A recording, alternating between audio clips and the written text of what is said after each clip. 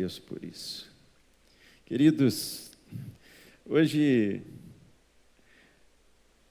o Espírito Santo de Deus moveu o meu coração a retomar um assunto que nós iniciamos na última quarta-feira que eu preguei a respeito do quinto selo, o quinto selo que foi aberto nos céus. E em especial, havia e há necessidade de completar aqui alguns conceitos importantes para sairmos deste nosso culto aqui convictos, com uma esperança viva em nossos corações do que Deus está reservando para a sua igreja, reservando para mim e para você. Em especial hoje eu quero retomar uma questão que ficou pendente. E a pergunta é: há vida após a morte? Abra sua Bíblia comigo em Apocalipse capítulo 6, os versículos de 9 a 11. Quando João, tomado pelo Espírito Santo, vê aberto o quinto selo, e em especial nesta passagem encontramos base para respondermos a grande questão da humanidade: a vida após a morte.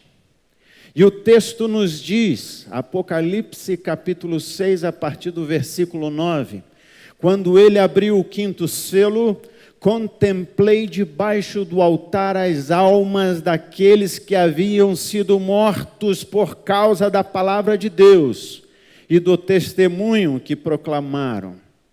Eles exclamavam com grande voz: até quando, ó soberano, santo e verdadeiro, esperarás para julgar os que habitam em toda a terra e vingar o nosso sangue? Então, para cada um deles foi entregue uma vestidura branca, e foi-lhes orientado que aguardassem ainda um pouco mais, até que se completasse o número dos seus irmãos que, como eles, foram servos e que, da mesma forma, também deveriam ser mortos. Vamos orar mais uma vez? Feche seus olhos em oração. Pai, nós humildemente te pedimos que o teu Espírito Santo mesmo venha tratar conosco nesta hora sobre tudo aquilo que o Senhor deseja que venhamos a saber, tudo aquilo que é necessário neste tempo para que a tua igreja esteja preparada para o grande dia. Assim, Pai, tenha liberdade pelo teu Espírito para falar conosco nesta hora, em nome de Jesus. Amém e amém. A resposta para esta questão é clara: sim, a vida após a morte. Há vida, sim, após a morte. Porém, também é verdade, e eu quero que você entenda isso hoje: a morte após a vida. E o que acontece com as pessoas quando morrem fisicamente é um aspecto da teologia cristã que por longos séculos é debatido e frequentemente explorado, mas também pouco compreendido. E aqui entra uma questão que os estudiosos gostam de debater, que é a respeito do estado intermediário da alma. Já ouviram sobre isto? O estado intermediário da alma. E o que se trata este estado intermediário da alma? Quando nós falamos sobre o estado intermediário, nós estamos nos referindo àquele período de tempo entre a morte física de um discípulo de Jesus, ou não, até a ressurreição dos mortos. Ou seja, o período entre o momento em que você bate as botas, que a gente chama isso de morte, até o dia em que haverá a ressurreição dos mortos. Primeiro, a ressurreição dos justos, quando acontecerá a volta do Senhor Jesus. E com esta volta, os mortos em Cristo ressuscitarão primeiro, e depois nós, os que estivermos vivos, seremos o quê? Arrebatados com eles nas nuvens ao encontro do Senhor Jesus. Mas também há a ressurreição dos perdidos, sabiam disso? Haverá um dia em que aqueles que morreram na sua impiedade, no seu pecado, também ressuscitarão, mas estes para o juízo final. E aqui, queridos, eu gostaria de trazer à memória o que o apóstolo Paulo, na primeira carta aos Coríntios, no capítulo 15, versículos 52 e 53, nos revela, quando ele diz que num momento, num abrir e fechar de olhos, ao som da última trombeta, porquanto a trombeta soará, os mortos ressuscitarão incorruptíveis, e nós seremos transformados, pois é impreterível que este corpo que perece se revista de incorruptibilidade, e o que é mortal se revista de imortalidade. Então, aqui, queridos, nós podemos tratar sobre dois momentos específicos. Um momento antes da ressurreição, quando aqueles que morrem estarão aguardando a ressurreição, e depois deste momento em que haverá ressurreição, o que acontecerá com estes que foram mortos. E aí, eu quero frisar bem, obrigado, querido, frisar bem aqui este primeiro bloco. Aqueles que estão morrendo antes da ressurreição, para onde vão? E nós vamos entrar fundo neste primeiro bloco, mostrando biblicamente o destino destas pessoas que morrem. E eu já adianto para você, haverá apenas dois lugares. O primeiro, o paraíso, ou chamamos de terceiro céu. Este lugar é reservado, como lemos neste texto, para aqueles que morrem crendo em Jesus, crendo na palavra de Deus e proclamando este testemunho de que o Senhor Jesus morreu sim para nos salvar e salvar toda a humanidade. Então este lugar, guarde aí, se chama paraíso.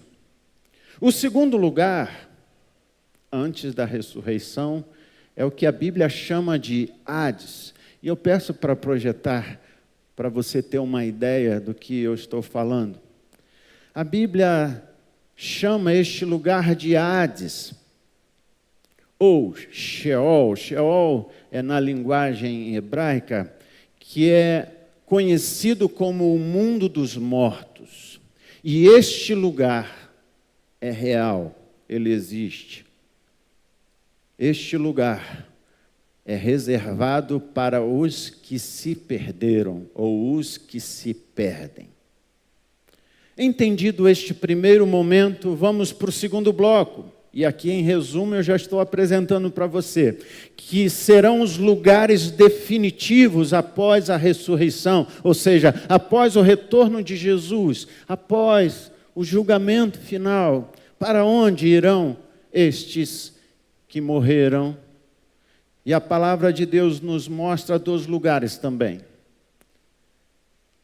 O Guiena, ou Geena, que é conhecido como o Lago de Fogo, que na verdade é o inferno. E aqui, queridos, eu abro um parêntese para alertar você, porque muitas vezes nós lemos as traduções, as versões bíblicas, e muitas vezes está sendo identificado ou traduzido tudo por inferno. Por exemplo, o Hades ainda não é um inferno. O inferno será o Geena, o lago de fogo que arde com enxofre.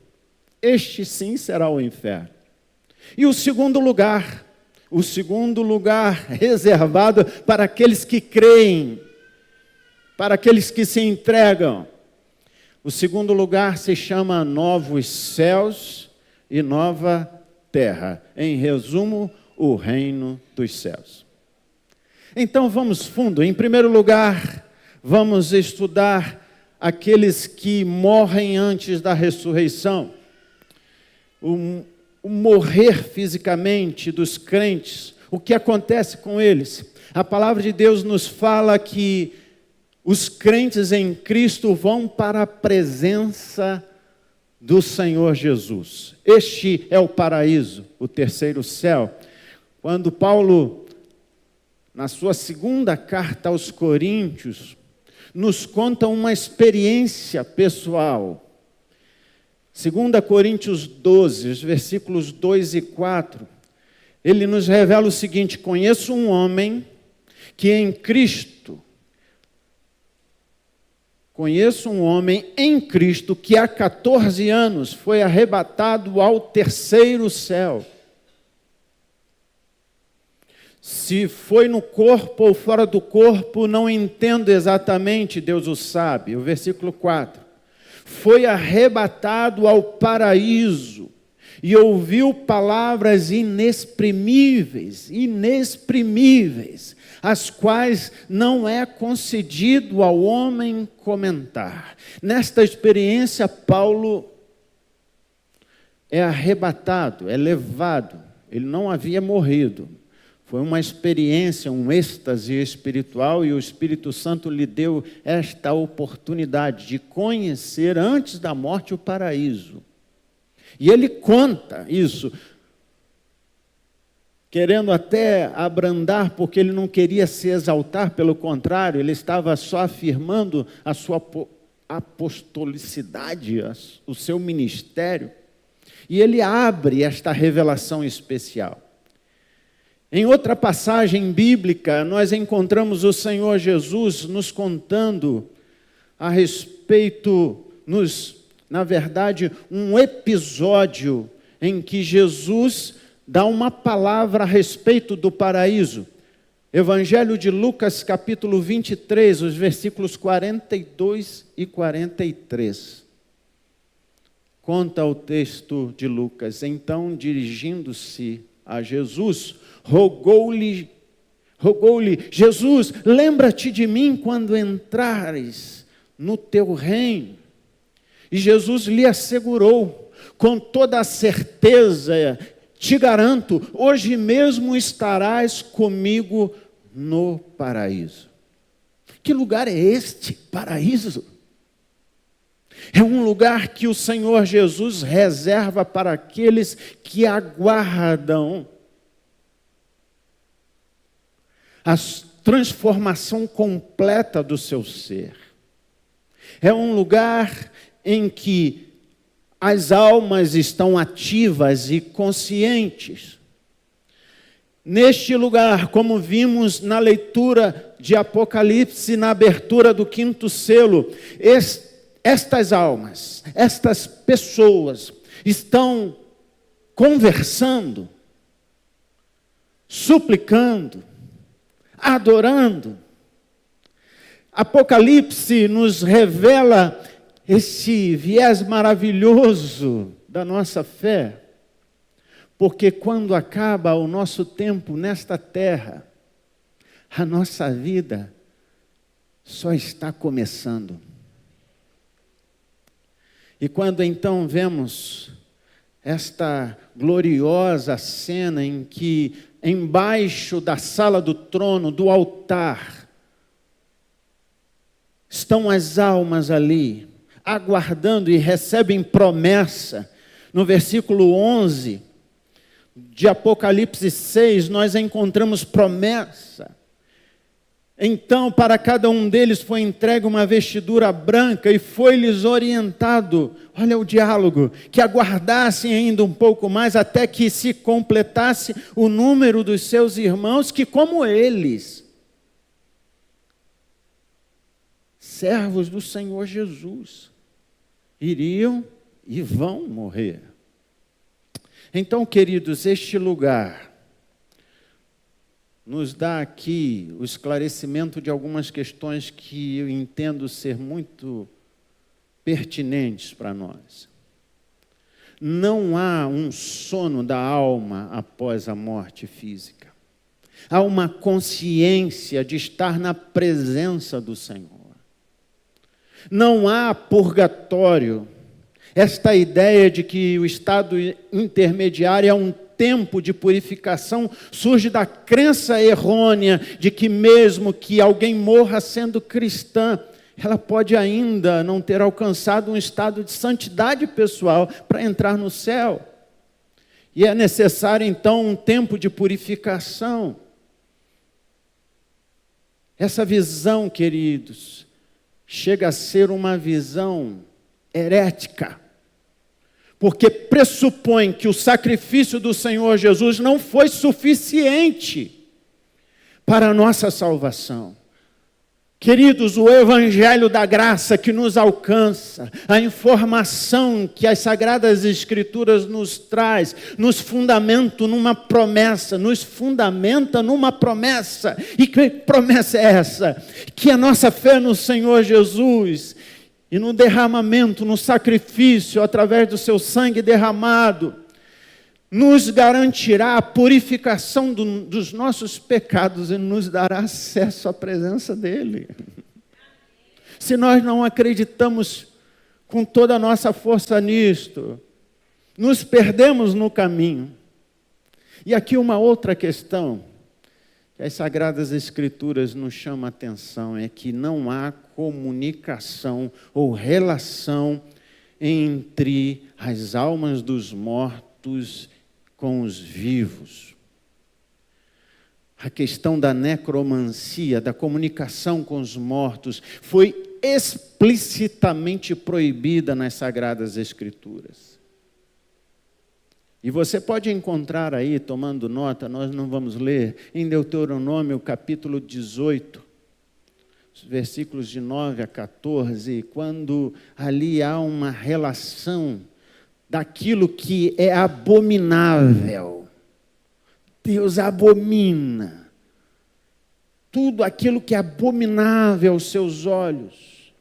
E nós encontramos ali, sim, que Deus nos preserva desta tentativa de busca de comunicação, de estarmos, sim, nos contaminando com espíritos imundos, com demônios que assumem o lugar das pessoas. E se você tem dúvida nisto, abra a sua Bíblia em Lucas capítulo 16, quando em segundo lugar nós encontramos os que morrem em seus pecados e delitos e estão neste lugar que chamamos de Hades. Lucas capítulo 16. Nós conhecemos muito bem esta passagem em que o Senhor Jesus conta uma parábola com informações preciosas espirituais. E ali é contada a história do rico e de Lázaro que morreram.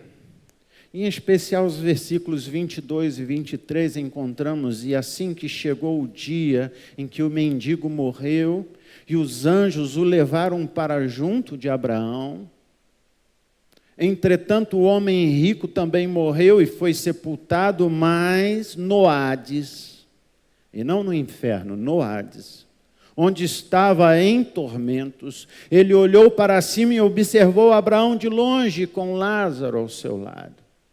Aqui nós encontramos esta palavra, o segundo lugar para aqueles que morrem sem Cristo, morrem perdidos, vão aguardar a ressurreição. E este termo Hades é um termo grego, vem até da mitologia grega, em que havia um deus chamado Aides. E ele era o rei, o deus do mundo dos mortos. A palavra paralela para este lugar, o mundo dos mortos, no hebraico é Sheol. É uma transliteração do hebraico. E estes lugares, ou este lugar, é aquele que todos que morrem sem Cristo vão de imediato.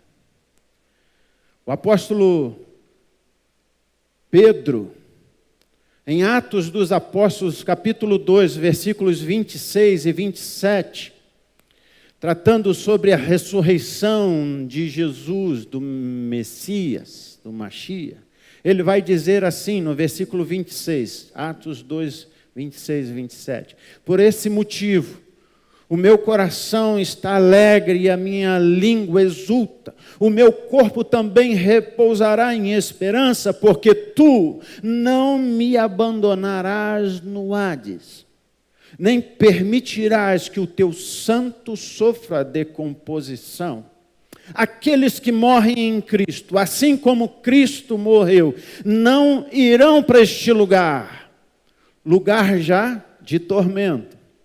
Nesta parábola com o rico e Lázaro, já podemos perceber como aquele rico estava sofrendo e pede clemência ao pai Abraão.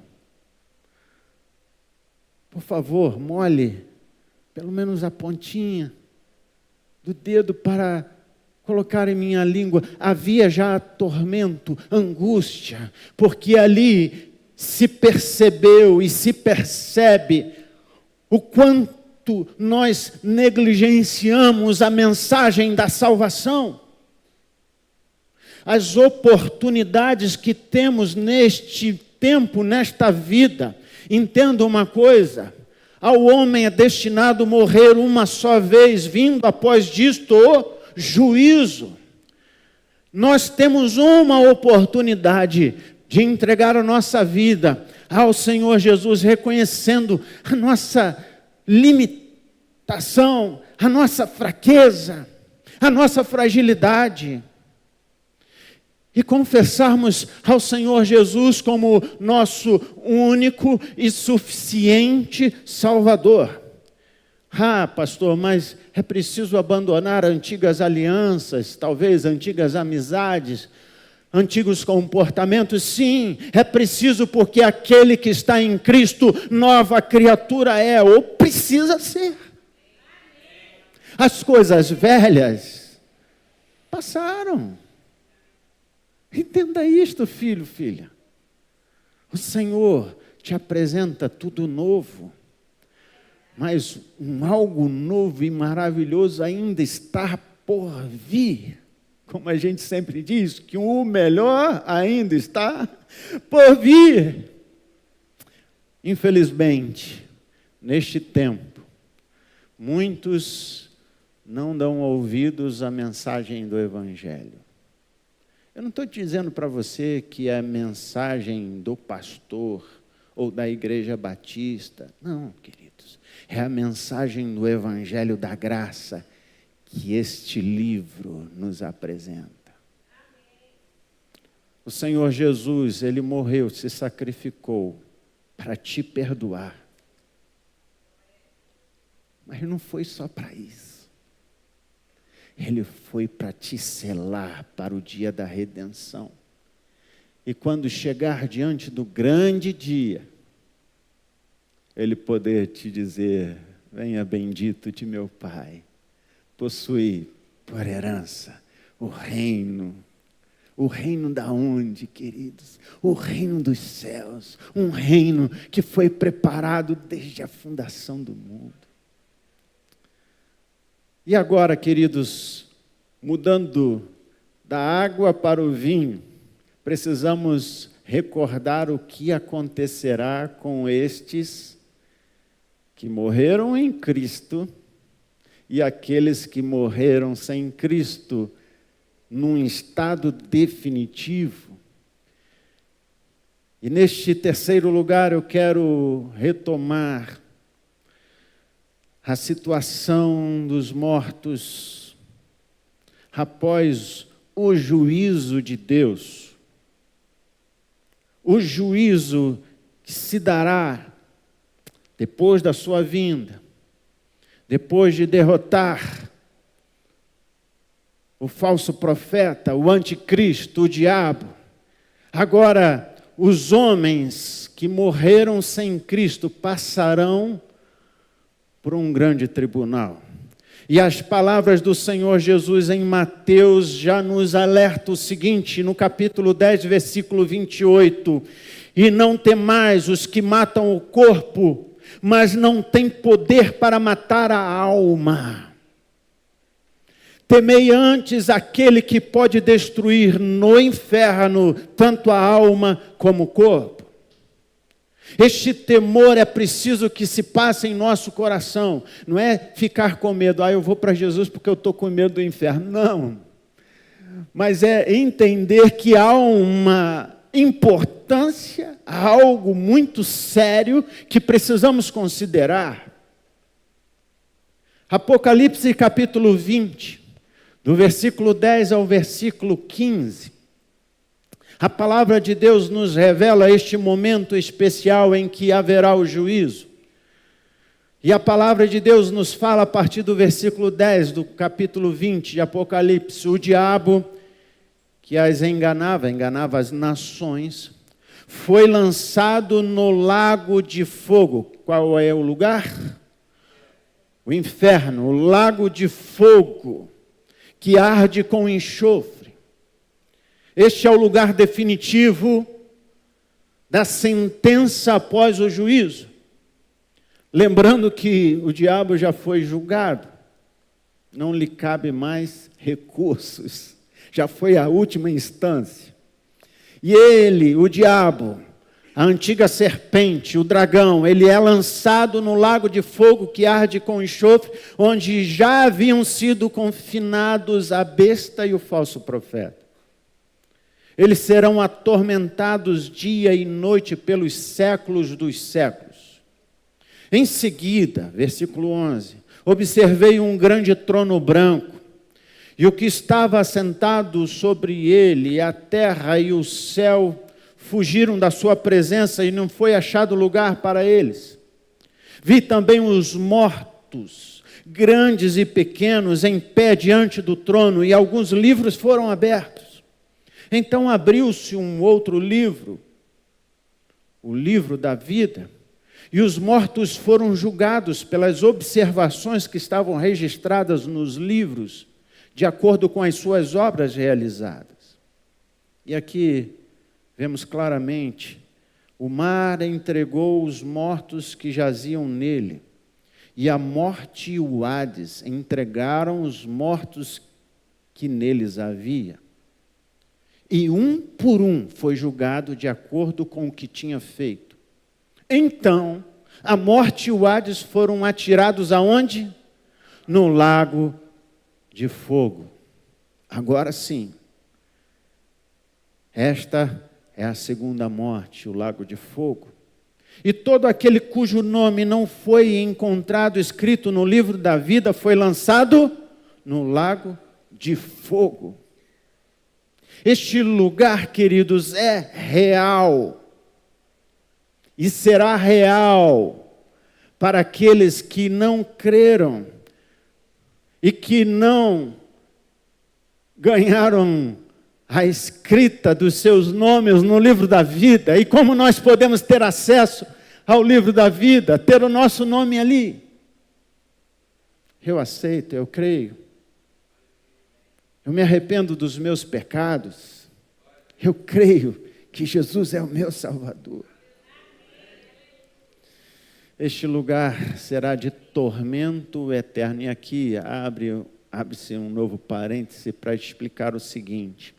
Muitos acham que o diabo e seus anjos estarão alfinetando, espetando com tridente aqueles que também serão lançados no lago de fogo. Eles estarão e estão debaixo do mesmo juízo. Ofenderam ao Altíssimo. O seu castigo será um castigo eterno. O versículo de número 10, no seu finalzinho diz: eles serão atormentados dia e noite pelos séculos dos séculos. Não vai ter mais volta, não terá mais outra chance, não haverá mais oportunidade. O tempo da mudança, da entrega, é hoje. Em quarto e último lugar, queridos, é importante eu destacar o que para nós é a grande esperança. Após a ressurreição dos mortos em Cristo e do arrebatamento dos santos, Deus nos abençoará com novos céus e nova terra. O profeta Isaías já profetizava no capítulo 65, os versículos 17 e 18, dizendo o seguinte: em verdade, eis que criarei novos céus e uma nova terra, e todos os eventos passados não serão mais lembrados, jamais virão à mente. Alegrai-vos, portanto, e regozijai-vos para todo sempre com aquilo que estou prestes a criar. Eis que criarei uma nova Jerusalém, aleluia, e esta somente para júbilo, e seu povo para a felicidade, aleluia. Isso é maravilhoso, queridos. Passamos neste mundo tantas aflições, e como aquele mendigo, entre aspas, ou aquele que estava sofrendo, passamos tantas pressões, tantas injustiças, mas haverá um Shabat para nós, haverá um descanso. Esse descanso é prometido. E entenda, no início do culto foi mencionado algum problema na internet, daqueles que andam zombando, duvidando e apontando para a nossa fé, dizendo o apocalipse não acontecerá. Mas eu quero que você abra a segunda carta de Pedro, no capítulo 3. Dos versículos 9 ao versículo 13, nós encontramos algo extraordinário. 2 Pedro 3, de 9 a 13, diz assim: o Senhor não se atrasa em cumprir sua promessa, como alguns julgam. Pelo contrário, Ele é extremamente paciente para convosco e não quer que ninguém pereça, mas que todos cheguem ao arrependimento. Entretanto, o dia do Senhor virá como ladrão, no qual os céus desaparecerão ao som de um terrível estrondo, e os elementos se desintegrarão pela ação do calor. A terra e toda a obra nela existente serão expostas ao fogo. Ora, se tudo o que existe será assim aniquilado, que espécie de pessoas é necessário que sejais? Pessoas que vivem, a resposta é, pessoas que vivem em santidade e piedade. Em outra versão, em santidade e devoção, aguardando o dia do Senhor, e apressando a sua vinda. Naquele dia os céus se dissolverão pelo fogo e todos os elementos ardendo se dissiparão com calor. Todavia, confiados em sua promessa. Vamos repetir juntos este versículo de número 13, vamos lá?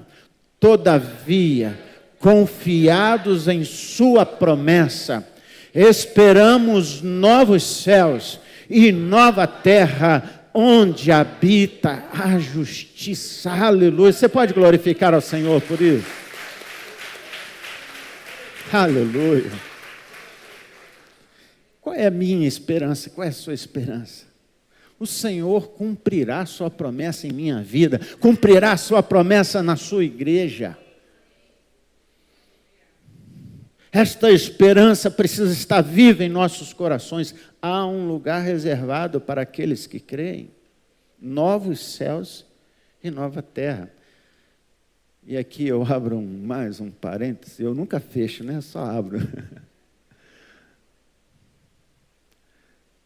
A palavra de Deus é muito clara quando nos apresenta que os novos céus e a nova terra não são estes que hoje desfrutamos.